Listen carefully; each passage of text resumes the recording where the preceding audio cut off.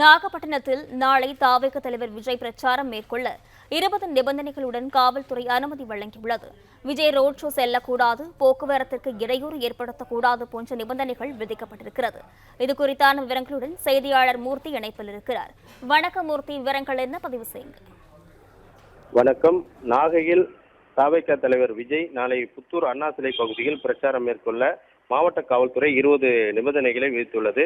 மதியம் 12:25 முதல் 1 மணி வரை நிகழ்ச்சியை முடித்திட வேண்டும் எனவும், வரவேற்பு கொடுக்க உள்ள வாஞ்சூர் ரவுண்டானா பகுதி தமிழ்நாடு புதுச்சேரி எல்லை என்பதால் பொதுமக்களுக்கும் போக்குவரத்திற்கும் இடையூறு ஏற்படுத்தக்கூடாது, விஜய் செல்லும் கேரவன் வாகனத்தின் பின்னால் 5 வாகனங்களுக்கு மேல் செல்லக்கூடாது, அந்த வாகனத்தின் முன்பாகவோ பின்பாகவோ இருசக்கர வாகனம், கார் அல்லது நடந்து செல்லக்கூடாது, விஜய் பயணம் செல்லும் சாலையில் பிரதான 2 கட்சிகள் இருப்பதால் அங்கு பிரச்சனைகள் வராத வண்ணம் தன்னார்வலர்களை வைக்க வேண்டும், பரப்புரையின் போது வரக்கூடிய வாகனங்களுக்கு தாங்களே பார்க்கிங் வசதி ஏற்பாடு செய்து கொள்ள வேண்டும், பெண்கள் மற்றும் பெரியவர்கள் கூட்ட நெரிசலில் சிக்கிக் கொள்ள வண்ணம் முன்னெச்சரிக்கை நடவடிக்கை மேற்கொண்டு அவர்களின் பாதுகாப்பை உறுதி செய்ய வேண்டும், பரப்புரையில் கலந்து கொள்ளும் எவரும் கையில் கம்பு, குச்சி மற்றும் பிற ஆயுதங்கள் எதையும் வைத்திருத்தல் கூடாது, பரப்புரை என்பது அரசு மற்றும் தனியார் சொத்துக்களுக்கு சேதம் ஏற்படுத்தக்கூடாது, அப்படி ஏற்படுத்தினால் அந்த கட்சியினரே பொறுப்பேற்க வேண்டும்.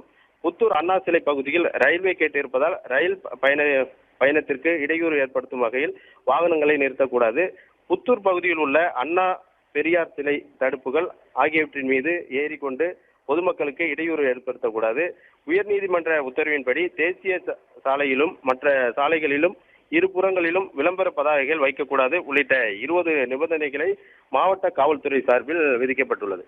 பிளே ஸ்டோர் மற்றும் ஆப் ஸ்டோரில் இருந்து பாலிமர் செயலியை QR கோடு மூலம் பதிவிறக்கம் செய்யுங்கள். செய்திகளை உடனுக்குடன் பெறுங்கள்.